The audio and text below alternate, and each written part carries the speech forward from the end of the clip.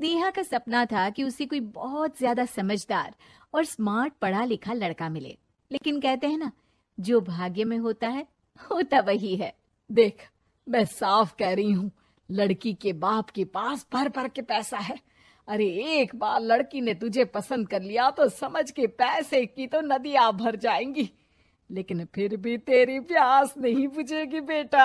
अरे माँ, फ्रिज में मैंने 2 बोतल पानी की रखी है, और कैसे प्यास बुझेगी? अरे 5वीं फेल, मैं बात कर रही हूँ पैसों की प्यास की। तू गवाह नहीं समझेगा इस बात को। बस तुझसे लोगों की नौकरी करवा लो।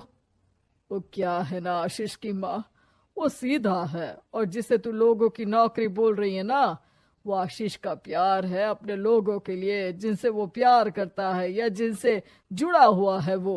अरे जमाना नहीं रहा वो। अरे आज की डेट में तो ना बेटा माँ का है, ना ही पति पत्नी का। कैसी बात कर रही है माँ? चाहे दुनिया यहाँ की वहाँ क्यों ना हो जाए, मैं आपके बिना नहीं रह सकता, ना ही मैं आपको कभी धोखा दे सकता हूँ।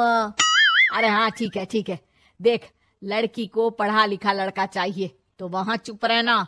जबान खोलेगा तो पता चल जाएगा कि 5वीं पास है। अरे तो पढ़ा देती ना आगे।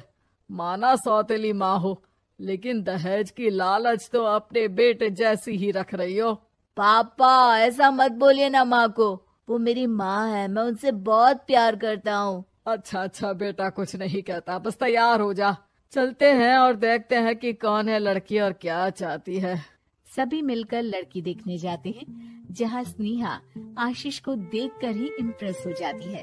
वाह, कितना हैंडसम है, काश इससे मेरी शादी हो जाती, लेकिन पता नहीं कितना पढ़ा लिखा है।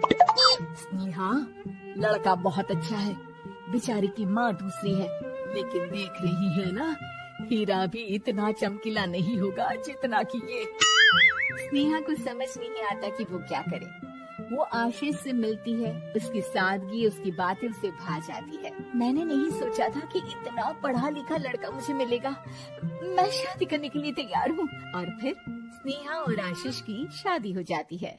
शादी के बाद सासू माँ कहती है, अरे बेटा, वो तेरे जेवर मुझे दे दे, मैं संभाल कर रख दूंगी। स्नेहा, जो कि खुद भी एक समझदार लड़की थी, नहीं नहीं, मैं अपने जेवर नहीं दूंगी, उसके लिए तो मैंने पहले ही लॉकर खुलवा लिया था माँ जी। सास आ जाती है। अरे 5वीं तक भी पढ़ लिया तो समझो मेरी कृपा से, वरना तो जो इसके लक्षण थे ना, क्या बताना। अच्छा आशीष, जरा बाहर जा और भाग कर टूथपेस्ट लेकर आ, सुबह से मंजन नहीं किया। और हाँ, फिर जाकर दुकान की सफाई कर देना, तेरा छोटा भाई दुकान पर जाने को तैयार हो रहा है। स्नेहा ये सब सुनकर हैरान रह जाती है।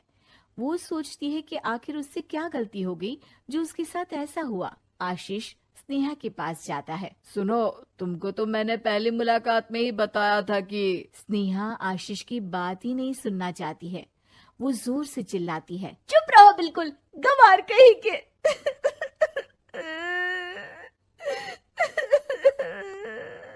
कितना बड़ा धोखा हो गया मेरे साथ, अब मैं इस घर में नहीं रह सकती। प्लीज ऐसी बात मत करो, मेरी पत्नी हो तुम, जैसे बोलोगी मैं वैसा करूंगा। मैं कोशिश करूंगा बाहर जाकर कोई काम ढूंढ लूं, पर प्लीज मत जाओ। चुप रहो गंवार कहीं के, मैं तुम्हारे जैसी की बीवी हो ही नहीं सकती। आशीष स्नेहा को लाख समझाने की कोशिश करता है, लेकिन वो अपने मायके चली जाती है। माँ चलिए ना, स्नेहा को मना कर लेकर आते हैं। अरे जाओ, बनाने जाए मेरी जूती, इतना घमंड जैसे कलेक्टर हो कहीं की महारानी। अरे मैं तो तुझे कहूंगी कि तू भी भूल जा, हमने नहीं भगाया, खुद ही तो गई है। माँ वो बीवी है मेरी, मैं प्यार करता हूँ उससे, मैं जा रहा हूँ उसे लेने। वहीं स्नेहा के घर पर, माँ वो तो कुछ काम ही नहीं करता, घर का नौकर है, 5वीं पास, मैं नहीं रह सकती ऐसे आदमी के साथ। माँ बेटा वो लड़का बहुत अच्छा है, उसकी तारीफ मैंने हर किसी से सुनी है, तेरा पति है, अब तक एक गलत माँ के साथ रह रहा था, तू संवारेगी तो संवर जाएगा। तभी वहाँ आशीष आ जाता है। मुझे माफ कर दो स्नेहा, पर प्लीज मुझे छोड़कर मत जाओ, मेरी माँ के जाने के बाद मुझे तुम्ही से सारी उम्मीद है, तुम जैसा कहोगी मैं करूँगा, पर प्लीज मेरे साथ रहो।